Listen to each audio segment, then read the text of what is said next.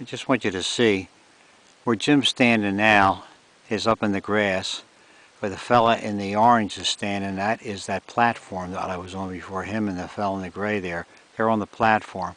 You can see how this water's coming up, and it comes up so fast.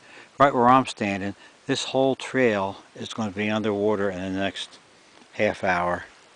All this grass, right up to the grass, will be full of water, and all these rocks will be full of water. So you won't be able to walk through any of this area here without hip boots on. So what happens, they come in, they hit, and then they stop. Right now it's all over. It starts fast and stops fast. Mark is upset. Rightfully so. The guy gave him a line, gave him a rod and reel, a good rod and reel, and it's a 6-pound test line. And it's a 15 or 20 pound salmon. It doesn't make sense to use that. So it's a shame. But